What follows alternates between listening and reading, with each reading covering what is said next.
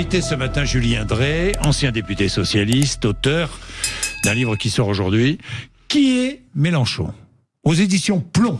Julien Drey, bonjour. Bonjour Jean-Jacques. Merci d'être avec nous. Alors, ancien député socialiste, toujours membre du Parti socialiste? Alors, j'ai quitté en 2022. Oui, 2022, oui. Et là, je pense que je vais reprendre ma carte parce que... Ah bon? Oui, parce que je pense qu'on est dans un moment important. Oui. Où il faut que le Parti socialiste choisisse. Oui. Choisisse bien, d'après moi.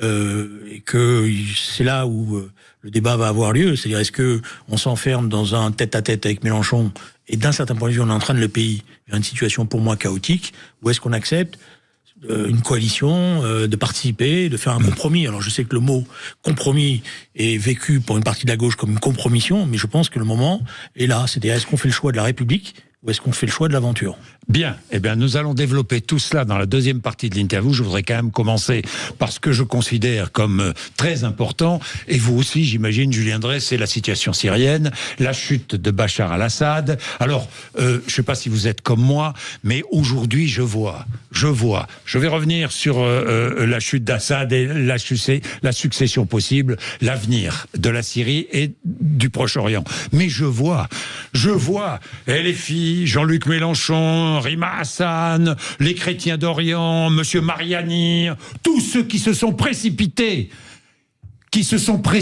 à Damas, payés par Monsieur Assad, tout à coup se féliciter de la chute d'Assad. Ça vous fait sourire comme moi? Ça me fait d'autant plus sourire que je vais vous raconter deux anecdotes. Oui. La première, c'est Jean-Luc Mélenchon était ministre. Oui. Gouvernement Lionel Jospin. Et personne ne voulait accompagner Bachar al-Assad quand il était là à Paris. Et Lionel Jospin lui a demandé, et il l'a fait. Et donc nous, à l'époque, on travaillait ensemble, tous ensemble. On lui dit, mais pourquoi t'as fait ça? Il dit, mais parce que Lionel me l'a demandé. Je dis, d'accord, mais t'aurais pu te porter pâle. Tu te rends compte l'image que tu donnes? On est la gauche du parti, on est censé se battre avec les peuples, etc. Et toi, tu raccompagnes un des pires dictateurs. Il dit, oui, mais tu comprends, c'est un État laïque, etc. Je dis, ah bon, d'accord, mais on peut être État laïque et être un oppresseur, hein, c'est pas une référence. Bon voilà, donc c'était une très grosse engueulade, mais lui, il l'a assumé et il a continué dans ce sens-là. Il y en a une deuxième, c'est que pendant le quinquennat de Hollande, c'est peut-être la seule chose que j'ai fait d'utile, j'ai effectivement milité comme un fou pour défendre les Kurdes. Et j'ai permis que... Alors permis, c'est un grand mot, parce qu'en fait, sur le fond, il était d'accord, que François Hollande mobilise la France aux côtés des Kurdes. Et je me suis fait engueuler par tous les militants de LFI. Ah bon? À l'époque, oui. Parce que les Kurdes, où ils vont... Alors, ils faisaient semblant de venir dans les meetings, mais ils venaient pas, ils oubliaient de venir dans les réunions, etc. Et oui. donc, parce que, évidemment, les Kurdes étaient suspectés d'être peut-être des agents pro-américains. Oui. Donc le positionnement de Jean-Luc Mélenchon et de LFI, là, c'est du pur opportunisme. Là, le problème, c'est que c'est toute la contradiction, c'est ce que j'ai essayé de développer dans le livre. Oui. Il a une vision du monde qui est une vision campiste. Il y a les bons et les méchants. Oui. Et peu importe dans son camp, qu'il a défini comme étant le camp des bons, si là-dedans, il y a des personnages infréquentables. Voilà. Donc, il était avec Hafez al-Assad, avec tous les régimes qui affrontaient l'Amérique. Et là, il est ennuyé, parce qu'il est obligé de faire un salto, comme on dit là, le truc où on se remet sur ses pieds en faisant un saut là. Un double salto. Un double salto, voilà. Oui. C'était la révolution bolivarienne. Oui, avec l'alliance bolivarienne. Raúl Castro, avec Maduro, et avec comme associé Téhéran et Assad. C'est l'alliance bolivarienne. Parce que tout le problème, c'est un problème méthodologique. Moi, je pense que dans la politique diplomatique, il faut garder les principes. Il ne faut pas commencer à dire les ennemis de mes ennemis sont mes amis. Parce qu'avec ce jeu-là, c'est ce que j'ai essayé de démontrer dans le livre, on en arrive à avoir des relations infréquentables. Alors, le problème de Jean-Luc Mélenchon, c'est qu'il considère, je mets entre guillemets, que les masses islamistes sont ses nouveaux alliés dans l'affrontement avec l'Amérique. Et peu importe qui dirige ces masses islamistes. Et peu importe qui sont ces masses islamistes. Et c'est pour ça que, il s'est retrouvé avec le Hezbollah, le Hamas, Hafez el-Assad, et que maintenant il sait plus où il est. Parce que le peuple syrien, il a dit, attends, t'es gentil, mais t'as vu nous, 500 000 morts, des prisons, etc. Alors voilà. Oui, Julien Drey, le régime d'Assad qui aurait pu chuter en 2013, 2014, 2015 si les Russes ne l'avaient pas sauvé. Non, évidemment. Si vous permettez, Jean-Jacques, petite anecdote. Allez-y. En fait, celui qui sauve... Obama? C'est Obama. Oui. Moi, vous savez, j'ai pas joué un rôle très important pendant le quinquennat de François Hollande, mais il me parlait. Parce qu'au moins, il y avait quelqu'un avec qui il pouvait parler. Donc, c'est la première fois que j'ai vu François Hollande dans un état hystérique, de colère, parce que Obama nous a empêchés d'intervenir militairement. Mais il l'a fait 2 heures avant l'intervention militaire. Oui. Voilà. Et ce qui fait qu'il a stoppé tout. Ce qui fait que la France, qui avait prépositionné des forces spéciales avec des hommes qui étaient sur le terrain, a été obligée en catastrophe d'arrêter les choses. Et c'est pour ça que les Russes viennent après. Parce que comme nous ne faisons pas tomber le régime, eux, ils viennent et ils font le sale boulot. C'est d'ailleurs ce que disait Mélenchon en disant « Ah, mais eux, les Russes, voyez bien. » Voilà. C'est comme ça que ça s'est passé. Donc la première force initiale, elle est celle d'Obama. Bon, maintenant, l'homme fort est un homme que l'on ne découvre pas, que l'on connaît depuis longtemps, islamiste avéré, ancien d'Al-Qaïda, il a créé Al-Nosra, il s'est a un passé. Oui, non, mais c'était attention, hein, c'était et voilà que tout à coup il se part d'une forme de respectabilité. Il accorde une interview à CNN. Il a réussi en 12 jours à renverser Assad sans effusion de sang pratiquement. Parce qu'en fait, le régime s'est effondré. Oui. Il s'est effondré pour deux choses. Monsieur Jolani. Parce que d'abord, les Iraniens n'avaient plus de force pour pouvoir... ils avaient tellement perdu d'hommes qu'ils n'ont pas pu le soutenir, et que les Russes, d'après moi, avaient décidé de se replier. Voilà. Oui. Ils ont négocié discrètement la protection de leur base. L'attaquer, etc. Et ils sont mis un peu à l'écart, ils en avaient marre, dans une relation conflictuelle avec le régime. Maintenant, on est dans une situation qui est un peu similaire à la chute du Shah d'Iran en 1979, quand, dans un premier temps, tout le monde a regardé Khomeini en disant c'est un libérateur, etc. Et on a vu ce qui s'était passé. Donc il ne faut pas recommencer les mêmes erreurs. Donc oui, évidemment, la chute de Bachar est une bonne chose pour le peuple syrien. Ça peut devenir le pire. Parce que ça peut être pire encore, hein. On peut avoir un régime islamiste encore plus terrible. Ça veut dire qu'il va falloir être exigeant. Mais il y a une chose qui est très importante dans cette affaire-là. Oui. C'est est-ce qu'on soutient les Kurdes, ce qu'on appelle le Rojava, qui est la province, un tiers du territoire syrien qui est sous autorité kurde. Le nord et l'est. Voilà. Est-ce qu'on soutient les Kurdes ou est-ce qu'on les soutient pas? Et pour les soutenir, il y a une condition militaire. Ils n'ont pas besoin d'armes, ils savent se battre, hein. Et ils l'ont montré. Ils n'ont pas d'aviation. Donc il faut empêcher l'aviation turque de les bombarder. Oui. Là, ils peuvent tenir, et à ce moment-là, ça change la donne en Syrie. Parce qu'il y a cet objectif de la part d'Erdogan. Erdogan a fait tomber, parce qu'il a participé à la chute d'Assad, évidemment, hein, il a fait tomber avec la volonté, dans un second temps, d'atteindre les Kurdes. De régler le problème kurde. Jusqu'à maintenant, ils ne pouvaient pas, parce que les forces américaines qui étaient présentes, et un peu les forces françaises, de moins en moins, mais les forces américaines empêchaient cela. Le problème, c'est ça le danger. C'est si on a un monsieur Trump qui dit « moi, j'en ai plus rien à faire ». C'est ce qu'il a déjà dit. Voilà. Dans l'interview accordée vendredi dernier, c'est ce qu'il a dit. Et il les laisse tout seuls. Il les laisse tout seuls. Alors avec une question qui là va peut-être paniquer certains États, c'est que les Kurdes aujourd'hui, ils détiennent 50 000 prisonniers, qui sont tous des anciens djihadistes. Nous payons pour qu'ils les gardent. Oui. Maintenant, s'ils tombent, ces djihadistes, ils vont devenir quoi ? Oui, évidemment. Bien, Julien Drey, autre chose, regardons plus au sud. Le Liban s'est réjoui de la chute d'Assad, évidemment. Alors, pour la Turquie, il y a aussi une autre raison, c'est qu'il y a 3 millions de réfugiés syriens en Turquie et qu'il veut les renvoyer en Syrie, Erdogan. Il en a assez. Ça crée des tensions, il a perdu les municipales. Voilà, il y a des tensions très fortes, et donc évidemment, il veut essayer de s'en débarrasser. Bien sûr, et 900 km de frontière entre la Turquie et la Syrie aussi. Mais regardons plus au sud. Le Liban s'est réjoui, et Israël est prudent. Hein. On a vu la prudence. Israël s'est réjoui de la chute d'Assad, mais attention.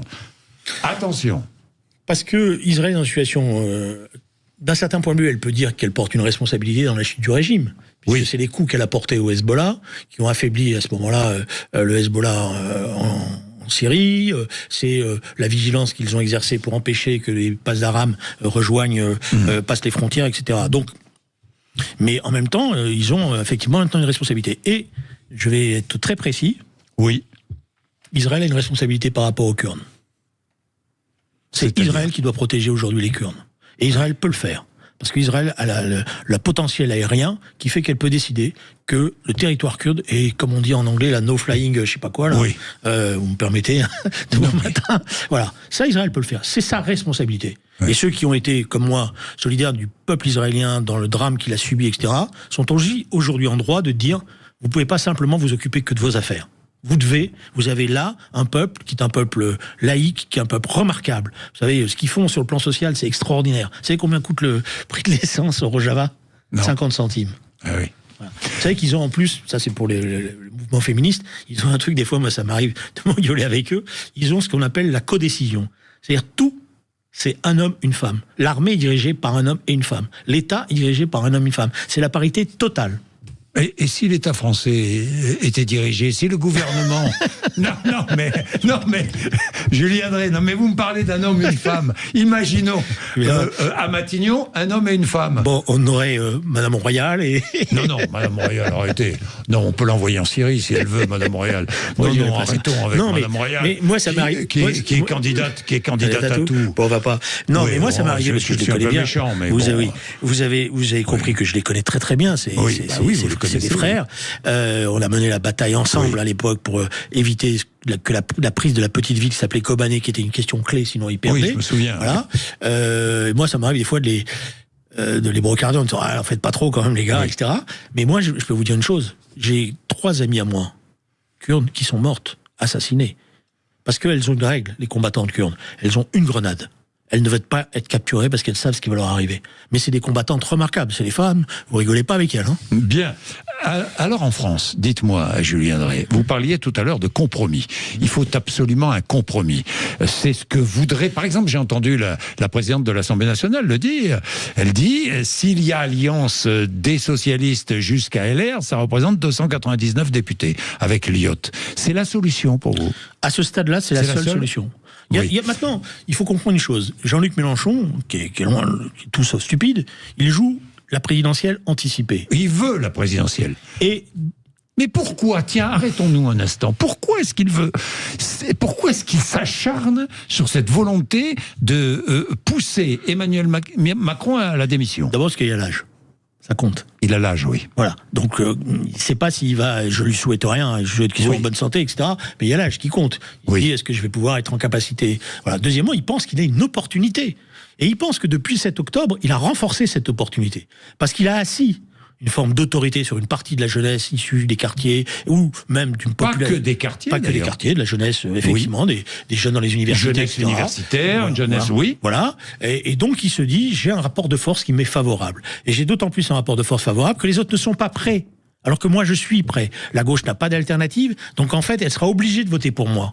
Voilà. Et donc, il veut aller à la confrontation. Et il pense qu'en face, il aura Marine Le Pen. Et il se dit, de toute manière, si je perds, elle aura le chaos. Et si je gagne, alors là, vous verrez l'homme d'État que je suis.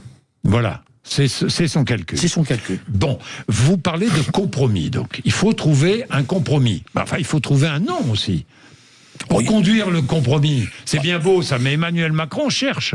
Alors, moi, je pense d'abord, il y a toujours des gens qui sont de l'expérience. Je veux dire, moi, vous savez, je rappelais... Qui choisiriez-vous si vous étiez à la place d'Emmanuel Macron? J'aurais une petite hésitation, mais moi, j'ai aucune hostilité à l'égard de François Bayrou. Je rappelle, juste pour mémoire, qu'en 2007, j'ai été celui qui a poussé à ce qu'on essaye de faire un accord avec lui. Et on ne l'a pas fait au dernier moment, mais j'étais pour, de la même manière que j'ai dit à François Hollande à plusieurs reprises pendant le quinquennat qu'il avait tort de ne pas donner de responsabilités à François Bayrou, et qu'on a eu tort d'ailleurs de le faire battre aux législatives. Donc moi, je pense que, je ne suis pas d'accord avec lui surtout, mais je pense que c'est un homme de compromis avec qui on peut travailler. Mais il y en a un autre à gauche que j'aime beaucoup, qui, d'après moi aussi, a ce potentiel-là, c'est M. Cazeneuve. Voilà. Donc les deux, hein, ça se joue entre les deux. Voilà, et d'ailleurs, il faudra le problème, il est simple. Il va falloir que tout le monde apprenne à travailler ensemble pendant 3 ans. C'est compliqué en France. Alors, c'est compliqué à l'extérieur, parce que je peux vous jurer qu'à l'intérieur, moi je l'ai vu dans l'hémicycle, sur bien des textes, quand on discute sérieusement, on arrive à des compromis. Voilà. Et c'est cette notion de compromis qui est problématique en France. Et surtout, Mélenchon fait régner une forme de terreur intellectuelle. Si tu fais un compromis... Donc c'est la compromission, tu trahis, etc. Il a menacé les socialistes. Aucun compromis n'est possible, je peux vous dire, dit-il. Les électeurs de gauche seraient trahis. Oui, enfin, quand il travaillait avec M. Dassault, il passait des compromis en Essonne. Hein. Ah bon? Oui. Ah bon, c'est-à-dire il travaillait avec... Compromis, ça veut dire quoi? Non, ça veut dire qu'on gérait... Avec M. Dassault, les compromis Non, attendez, c'est pas des valises. Ah bon, d'accord. Non, mais il passait des compromis. La preuve, c'est qu'il l'a défendu dans l'hémicycle quand il a été mis en cause. Il savait discuter, mais Jean-Luc Mélenchon, il sait passer des compromis. Vous savez, c'est un homme de réalité. Voilà. Maintenant, les autres doivent pas, mais lui, il doit. Oui. Nous continuerons le NFP, le nouveau Front Populaire, sans eux, dit-il. En parlant des socialistes, en parlez-vous? Non, mais c'est intéressant. Vous avez vu ce communiqué où il dit « Je n'ai pas donné de mandat ». Oui. Mais depuis quand il doit donner des mandats? Il s'occupe de son organisation, elle est fille. Nous, on n'a pas de mandat à recevoir de sa part. Il vit sa vie, on vit la nôtre. Mais l'expression « nous n'avons pas donné de mandat », ça veut dire « c'est moi le chef et c'est moi qui donne les bons de sortie ». Vous voyez la conception qu'il a de l'alliance. Oui. Donc, une solution de compromis... La censure. Comment avez-vous vécu la censure, Julien Drey ? Ce moment politique fort de je l'ai mercredi vécu dernier. comme étant quelque chose qui allait conduire à la bêtise. Alors après, j'étais ennuyé parce que si j'avais été député, peut-être que j'aurais pas fait. Je pense que j'aurais fait comme la députée socialiste, je me serais abstenu. Je n'aurais pas voté parce que je pense qu'elle ouvrait une crise dont on ne savait pas où on allait. Oui. Voilà, vous voyez, en Allemagne, dans le système allemand, il y a quelque chose qui est positif. Vous ne pouvez pas voter la censure si vous n'avez pas une alternative politique. Si vous ne présentez pas un gouvernement alternatif. En France, on peut faire la conjonction des extrêmes et après on ne sait plus où on va. Voilà, c'est une des réformes constitutionnelles que moi je souhaiterais qu'on fasse, c'est-à-dire que je pense qu'il faut aller vers un régime parlementaire, mais que la censure, elle doit être positive. C'est-à-dire si vous censurez, vous avez une alternative. Sinon, vous voyez, on se retrouve dans une situation ubuesque. Mais le Parti socialiste va demander l'abrogation de la réforme des retraites pour obtenir pour participer à ce compromis. Mais regardez, je pense que ce que fait Jérôme Gage est intelligent. Bon, parce que c'est un garçon intelligent. Il dit, on n'est pas obligé de passer en force tout. On peut faire une conférence sur les retraites, on peut discuter. D'autant que les organisations syndicales comme la CFDT disent, on peut arriver à trouver un point d'accord. La question des retraites se joue pas du jour au lendemain. Oui. On peut travailler à voir comment on préserve notre système de retraite, on peut travailler aux compensations qu'on a. Voilà, c'est une discussion qu'il faut avoir. C'est ça le grand problème qu'on a en France, c'est que la discussion, tout de suite, elle apparaît. Quand vous dites, on va se mettre autour de la table, on va discuter, on va trouver un point d'équilibre, on dit, ah non, tu vas te compromettre. Et vous savez, c'est une vieille tradition, hein. C'est la tradition de la tutelle qu'exerçait à l'époque, et je le respecte quand même, mais le Parti communiste sous la 4e République. Je voudrais terminer avec Notre-Dame.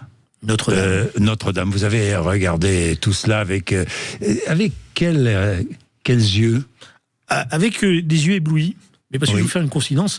Moi, je ne suis pas catholique, tout le monde le sait, mais j'adore aller dans des cathédrales, me mettre au fond et méditer.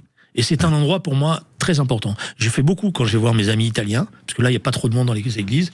Et je me mets au fond, et d'ailleurs, ils m'engueulent, ils me disent, qu'est-ce que tu fais? Je dis, ce silence, il m'apporte énormément. Donc j'ai un respect énorme pour les cathédrales.